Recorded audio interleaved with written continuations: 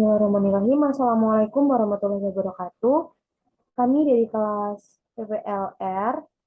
Di sini kami akan mempresentasikan hasil kerja kelompok kami yang berjudulkan Limbah Industri Semen yang disusun oleh saya sendiri, Marcella Lesti Artamevia, dengan nomor induk mahasiswa 260.311.0004 dan teman saya Irma Melia yang mempunyai nomor induk mahasiswa 260.311.0112.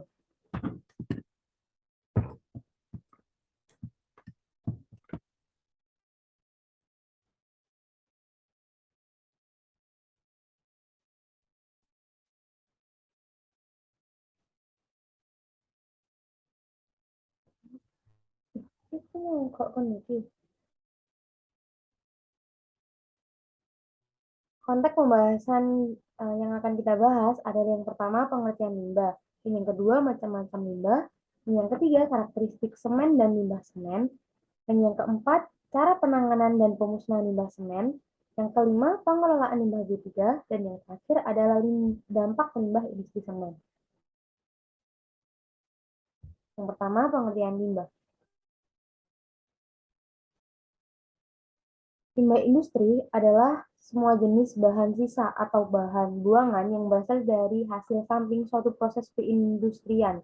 Limbah industri dapat menjadi limbah yang sangat berbahaya bagi lingkungan hidup dan manusia.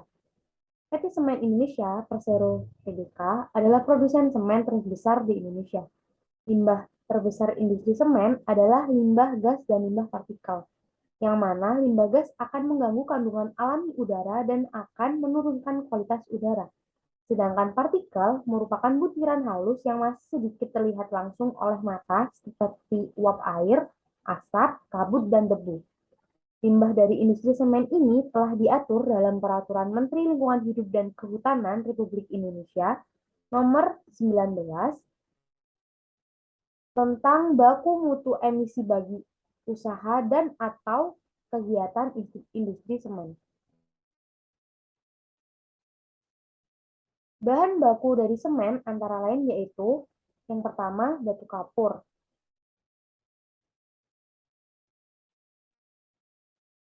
Yang mana batu kapur ini merupakan sumber utama senyawa kalsium. Batu kapur murni umumnya merupakan kalsit atau aragonit yang secara kimia keduanya dinamakan CaCO3.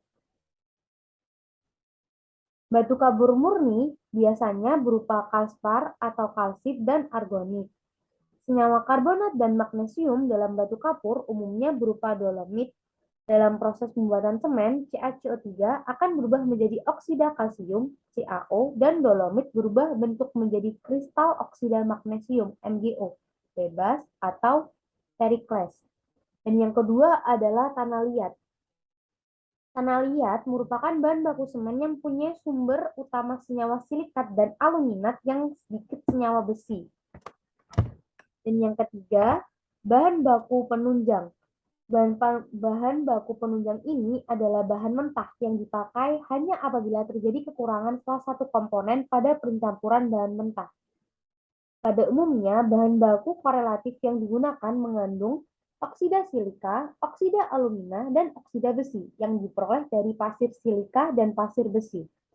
Pasir silika yaitu digunakan sebagai pengkoreksi kadar FiO2 dalam tanah liat yang rendah, sedangkan pasir besi digunakan sebagai pengkoreksi kadar Fe2O3 yang biasanya dalam bahan baku utama masih kurang. Dan yang terakhir merupakan bahan tambahan. Yang pertama gipsum, yang mana di dalam proses penggilingan terak ditambahkan bahan tambahan gipsum sebanyak 4-5%. Dan gipsum ini merupakan bahan yang harus ditambahkan pada proses penggilingan klinker menjadi semen. Dan fungsi gipsum adalah mengatur waktu pengikatan daripada semen atau yang dikenal sebagai sebutan retarder. Dan yang kedua, abu terbang. Abu terbang adalah bagian dari sisa pembakaran batu bara pada boiler pembangkit listrik tenaga uap yang berbentuk partikel halus amorf dan bersifat pozolan yang dapat bereaksi dengan kapur pada suhu kamar dengan media air membentuk senyawa yang bersifat mengikat. Selanjutnya akan diteruskan oleh teman saya. Untuk poin yang kedua yaitu ada macam-macam limbah. Nah, yang pertama ada limbah organik, di mana limbah organik ini berasal dari makhluk hidup alami dan sifatnya mudah terurai. Adapun beberapa contoh dari limbah organik yaitu seperti daunan, kulit telur, kulit pohon, kotoran manusia, sisa-sisa sayuran, dan tulang hewan. Yang kedua ada limbah anorganik.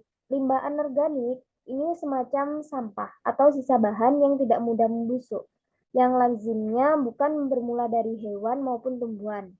Jadi limbah organik ini dapat juga berupa plastik, botol beling atau kaca, kaleng, kertas, dan pembungkus makanan lainnya. Yang ketiga ada limbah bahan berbahaya dan beracun atau yang dikenal dengan B3. Limbah bahan berbahaya dan beracun ini disebut B3 karena dia merupakan sisa suatu usaha atau kegiatan yang mengandung B3. Adapun beberapa jenis B3 yang mudah dikenali dan boleh dipergunakan antara lain yaitu bahan-bahan kimia seperti amonia, asam asetat, asam sulfat, asam klorida, asetilina, formalin, metanol, natrium hidroksida, dan juga termasuk gas nitrogen. Nah, dari nama-nama bahan kimia ini kita sudah tidak asing lagi yang sudah kita kenal dalam praktikum-praktikum yang telah kita kerjakan. Untuk selanjutnya yaitu karakterisasi dari semen dan limbah semen. Yang pertama ada sifat fisika. Sifat fisika sendiri terdiri dari hidrasi semen, panas hidrasi, setting time, and hardening. Selanjutnya ada falset, kemudian kuat tekan, kelembaman, kehalusan, penyusutan, dan daya tahan semen terhadap asam dan sulfat.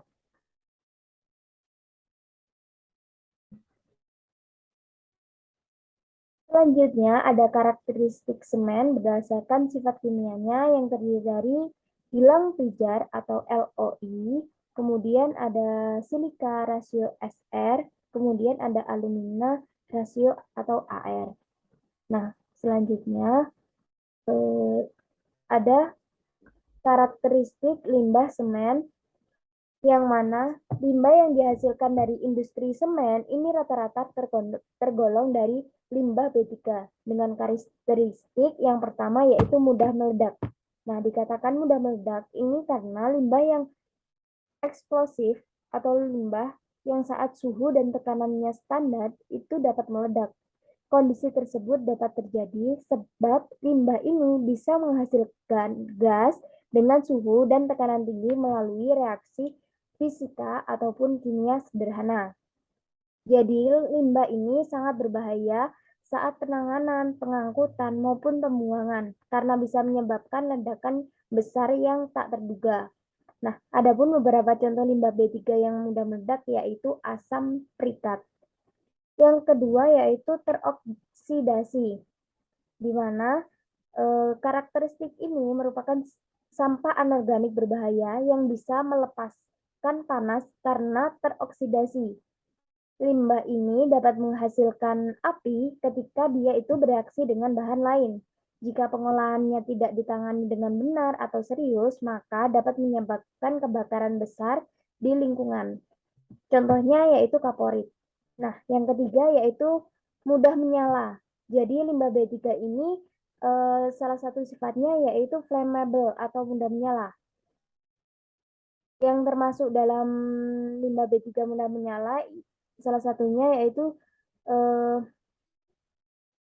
bahan yang mengandung nyala api, air atau bahan lain maupun suhu dengan tekanan standar. Contohnya industri cat, tinta, pembersih logam, dan laboratorium kimia. Yang keempat yaitu beracun. Limbah beracun dinamakan sebagai limbah yang mengandung zat beracun bagi makhluk hidup. Limbah ini dapat menyebabkan keracunan, sakit, bahkan kematian jika terjadi kontak pernapasan, kulit, atau mulut. Contohnya yaitu pestisida. Yang kelima yaitu berbahaya atau korosif. Nah, jadi dia itu limbah yang memiliki ciri bisa menyebabkan iritasi kulit, karat pada baja, memiliki pH yang lebih besar dari 2 yang bersifat asam, kemudian pH dengan lebih besar dari 12,5 jika bersifat basah. Contohnya yaitu limbah asam dari baterai dan acu, serta limbah pembersih sodium hidroksida di industri logam. Yang terakhir yaitu menimbulkan masalah bagi lingkungan. Jadi contohnya itu bisa merusak ekosistem. Limbah B3 ini yaitu CFC atau klorofluorokarbon yang dihasilkan oleh pendingin ruangan.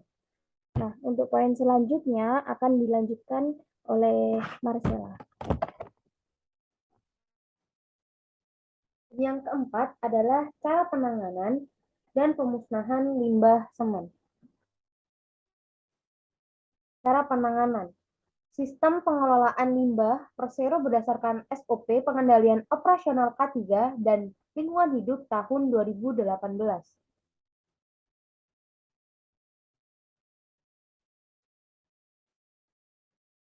Yang pertama yaitu manajemen kelola limbah B3 padat. Unit kerja penghasil limbah B3 berkewajiban terhadap akumulasi limbah B3 padat, kemasan padat, terkontaminasi B3, lampu TL bekas, bahan kimia bekas atau kadaluarsa, majun terkontaminasi B3, filter bekas, dan limbah elektronik, yang mana semua limbah ini akan diserahkan ke unit kerja K3LH, selanjutnya diletakkan di TPS limbah B3 setelah berkoordinasi dengan unit kerja gudang. Unit kerja K3LH menerima limbah B3 dan dicatat pada lembar kegiatan pemanfaatan limbah berbahaya dan beracun. Unit kerja ini merekap laporan pengelolaan limbah B3 padat setiap bulannya secara periodik, yaitu secara 3 bulan sekali, yang disepakati Kepala Biro Pemeliharaan Mesin dan diketahui oleh Kepala Departemen Operasi atau Kepala Pabrik. Yang kedua yaitu pengelolaan limbah B3. Cara unit kerja penghasil limbah B3 memiliki tanggung jawab dalam pengumpulan limbah B3 cair, yaitu alih bekas, bahan kimia bekas atau kadaluarsa, yang mana semua ini akan diserahkan ke unit kerja K3LH yang selanjutnya diletakkan di TPS, yang mana TPS ini berkoordinasi dengan unit kerja gudang. Unit K3LH, setiap limbah B3 cair disimpan di TPS limbah B3 dan dicatat pada lembar kegiatan pemanfaatan limbah B3. Tiap 3 bulan sekali, unit kerja K3LH dan kepala unit kerja gudang merekap laporan pengelolaan limbah B3 cair yang telah disetujui oleh Kepala Biro Pemeliharaan Mesin dan diketahui oleh Kepala Departemen Operasi atau Kepala Pabrik. Dan yang terakhir yaitu pengelolaan fly ash, yang mana tanggung jawab Kepala Unit Kerja Gudang adalah menerima penyimpanan fly ash. Fly ash dibawa menggunakan mobil khusus dan tertutup untuk selanjutnya diletakkan di TPS fly ash yang sebelum dimanfaatkan. Kepala Unit Kerja Gudang setiap bulan melaporkan penerimaan dan stok fly ash ke unit kerja K3LH sebagai laporan pengelolaan limbah B3 ke KLH dan instansi terkait. Dan cara pemusnahannya yaitu yang pertama, penerimaan limbah B3 sesuai Surat Keputusan Menteri Lingkungan Hidup Nomor 231 Tahun 2010. Limbah B3 diangkut hanya oleh transporter atau pengumpul limbah yang mempunyai izin pengangkutan limbah B3. Semen Indonesia sebagai penggunaan limbah B3 harus turut memperhatikan aspek teknis dan legal dari pengangkutan limbah B3 yang dikirim ke pabrik. Limbah B3 yang diserahkan ke pabrik semen harus dilengkapi manifest limbah. Pemilik atau operator perusahaan angkutan limbah B3 harus membuktikan bahwa peralatan yang digunakan dirawat dengan baik. Kemudian yang kedua adalah quality monitoring dan pembuatan raw mix design. Monitoring kualitas berfungsi untuk mengetahui komponen mineral yang mana SiO2, Al2O3, CaO, dan Fe2O3 dan logam berat dalam limbah B3 yang diterima. Monitoring kualitas dilakukan dengan mengambil sampel setiap kedatangan limbah B3. Raw mix design berfungsi untuk menentukan komposisi mineral dalam raw mill. Raw mill terdiri dari campuran bahan baku utama, batu kapur, tanah liat, pasir besi, dan pasir silika dengan limbah B3. Komposisi mineral yang harus diatur adalah SiO2, Al2O3, CaO, MgO, alumina modulus, silika modulus, LCF, dan H2O. Dan yang ketiga adalah feed preparation. Limbah B3 yang akan dimusnahkan di handling terlebih dahulu sebelum masuk ke dalam hopper. Limbah B3 dicampur dengan bahan baku tanah liat untuk mendapatkan komposisi mineral raw mill sesuai dengan raw mix design. Pencampuran dilakukan menggunakan loader. Setelah mendapatkan instruksi dari seksi pengendalian proses terkait dengan perbandingan komposisi mix di antara bahan baku utama dengan limbah B3 tersebut. Dan yang keempat adalah proses feeding system. Yang mana setelah limbah B3 selesai dipreparasi, maka limbah B3 tersebut dimasukkan ke dalam hopper. Di dalam hopper telah dilengkapi dengan crusher jenis cutter yang berfungsi untuk mencacah limbah apabila masih dalam bentuk bongkahan atau ukuran besar. Dari hopper, limbah masuk ke dalam belt conveyor yang sudah dilengkapi dengan magnetic separator atau belt scale atau timbangan. Yang mana ini akan menuju ke titik pertemuan belt conveyor yang membawa batu kapur. Setelah limbah B3 dan bahan baku bertemu, maka campuran material ini dibawa belt conveyor lagi menuju tempat pembuangan max fill. Di dalam max fill ini, campuran material dilakukan homogenisasi lagi dengan menggunakan alat tripper untuk memperoleh raw mill yang berkualitas tinggi. Setelah mix fill jadi, maka campuran material tersebut diambil oleh tripper secara layer per layer untuk dibawa ke raw mill. Di dalam raw mill, campuran material tersebut diperkecil ukurannya dan dikeringkan hingga kadar air tertentu. Setelah masuk ke dalam raw mill, maka campuran material tersebut menjadi kiln feed yang akan dibakar di dalam kiln dengan suhu 1400 derajat Celcius, yang mana pada suhu ini limbah B3 akan melebur menjadi produk dan logam beratnya akan musnah. Gambar uraian proses pengelolaan limbah B3.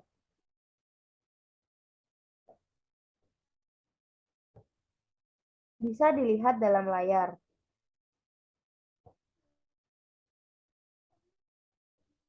Yang mana proses produksi yaitu quarrying, crushing, bentar.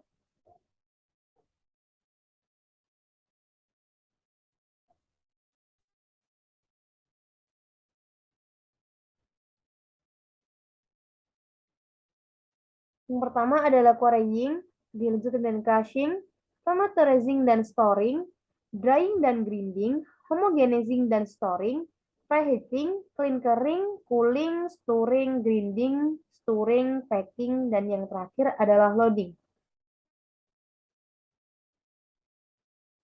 Selanjutnya akan dijelaskan oleh teman saya. Untuk poin selanjutnya yaitu kita akan membahas tentang pengelolaan limbah B3. Yang pertama, ada beberapa metode penanganan limbah B3 yang umum diterapkan adalah sebagai berikut.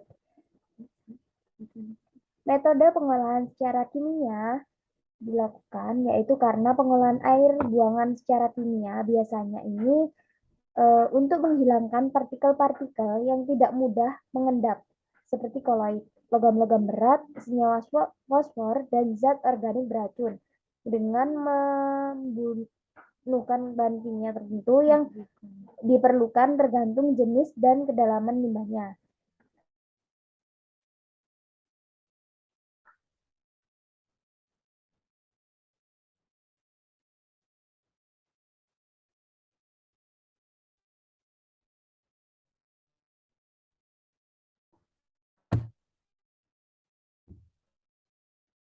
Proses pengolahan limbah B3 secara kimia yang umum dilakukan adalah stabilisasi atau solidifikasi, yaitu proses pengubahan bentuk fisik atau senyawa kimia dengan menambahkan bahan pengikat atau zat bereaksi tertentu untuk memperkecil atau membatasi kelarutan, pergerakan, atau penyebaran daya racun limbah sebelum dibuang. Teknologi solidifikasi atau stabilisasi umumnya menggunakan semen, kapur atau CaOH2, dan bahan termoplastik. Metode yang diterapkan di lapangan yaitu metode in-drum mixing, in-situ mixing, and plant mixing.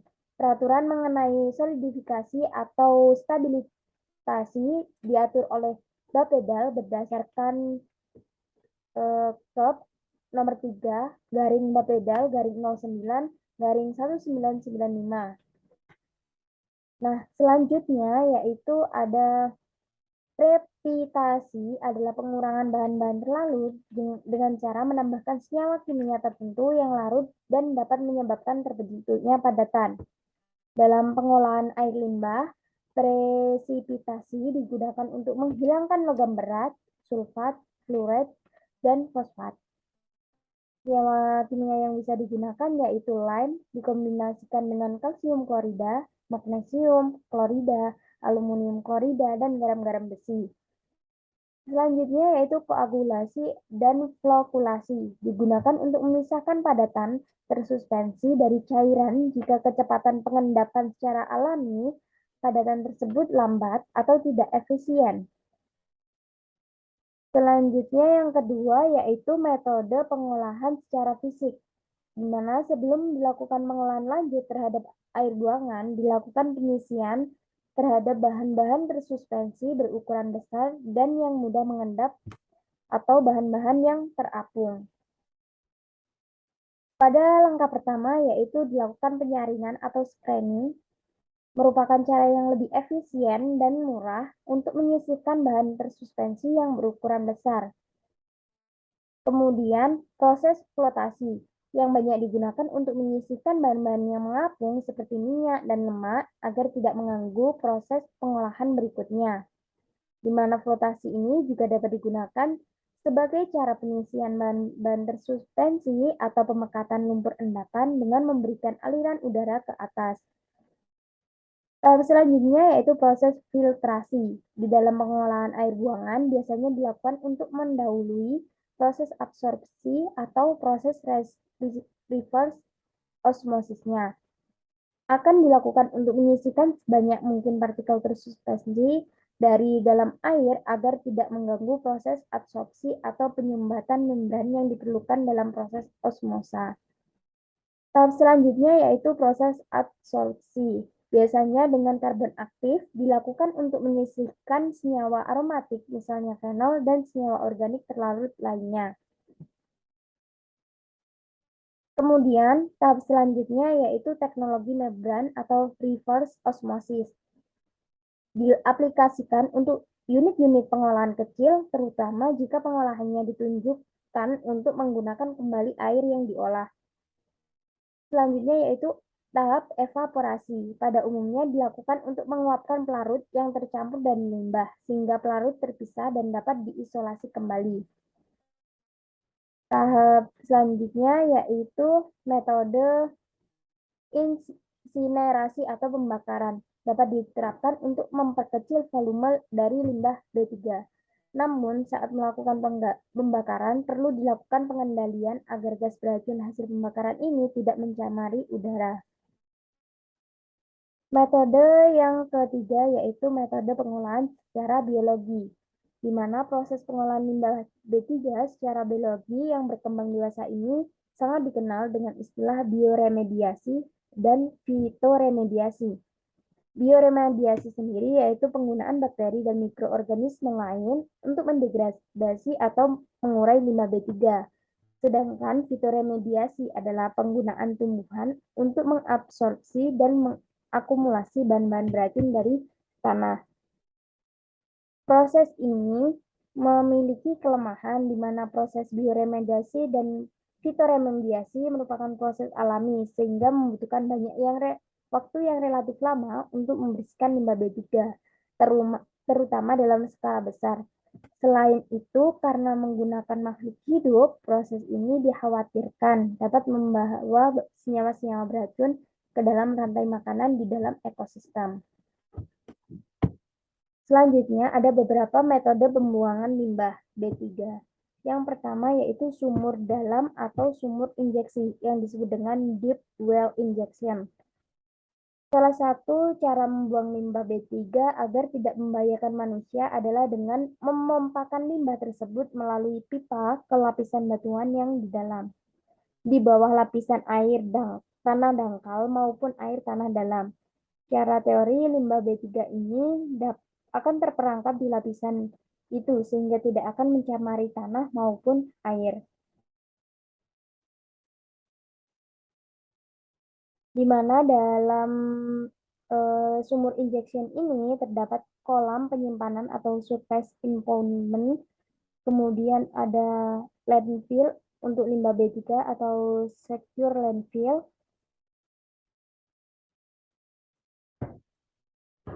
Kolam penyimpanan sendiri ini merupakan limbah B3 cair dapat ditampung di dalamnya. Kemudian dilapisi pelindung yang dapat mencegah perembasan limbah. Ketika air limbah ini menguap, senyawa B3 yang akan terkonsentrasi dan mengendap di dasar. Kelemahan metode ini adalah memakan lahan karena limbah akan semakin tertimbun dalam kolam. Ada kemungkinan kebocoran lapisan pelindung dan ikut menguapnya senyawa B3 bersama air limbah sehingga mencemari udara. Nah, untuk landfill limbah B3 atau secure landfills merupakan metode pembuangan yang dimasukkan ke dalam drum atau tong-tong, kemudian dikubur dan didesain khusus untuk mencegah pencemaran limbah B3 dan dilengkapi peralatan monitoring yang lengkap untuk mengontrol kondisi limbah B3 dan harus selalu dipantau. Metode ini jika diterapkan dengan benar dapat menjadi cara penanganan limbah B3 yang efektif. Dengan biaya operasi tinggi, masih ada kemungkinan terjadi kebocoran dan tidak memberikan solusi jangka panjang karena limbah akan semakin menumpuk.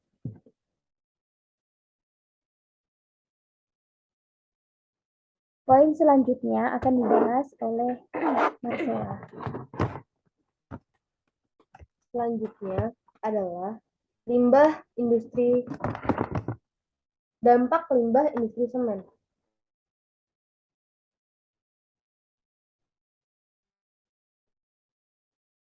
Dampak negatif bagi kesehatan. Yang pertama, iritasi.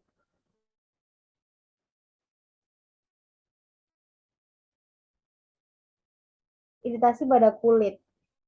Hal ini dapat terjadi akibat sifat semen yang abrasif dan kontak dengan kulit. Prosesnya pun bisa secara langsung maupun tidak langsung, yang terlindung maupun oleh keringat. Dan yang kedua adalah alergi. Hal ini dapat terjadi bergantung pada tingkat kesensitifan seseorang. Alergi yang dapat timbul akibat debu semen diantaranya adalah bersin-bersin, susah bernafas bagi penderita asma, dan gatal-gatal. Yang ketiga adalah iritasi mata yang dapat terjadi bergantung pada banyaknya paparan debu.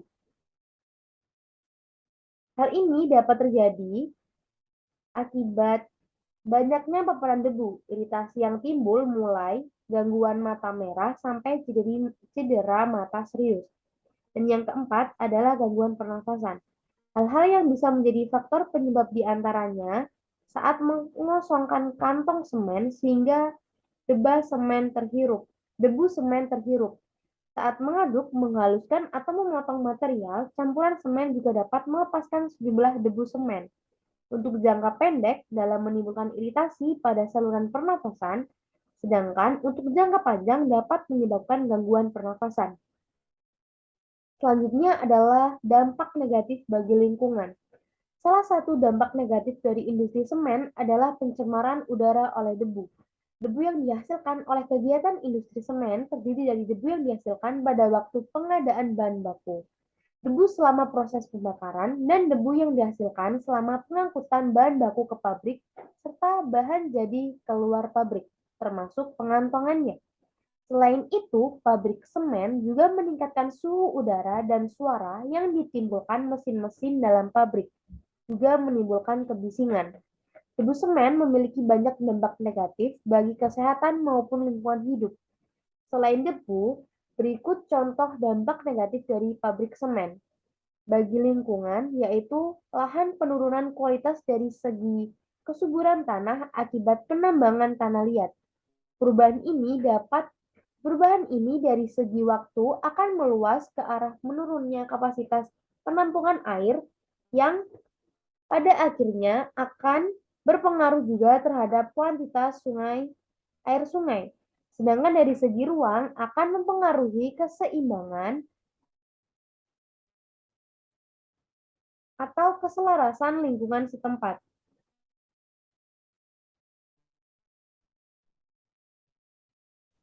Dalam lahan, ini penurunan kualitas dari segi kesuburan tanah akibat penambangan tanah liat. Perubahan ini dari segi waktu akan meluas ke arah menurunnya kapasitas penampungan air yang pada akhirnya akan berpengaruh juga terhadap kuantitas air sungai.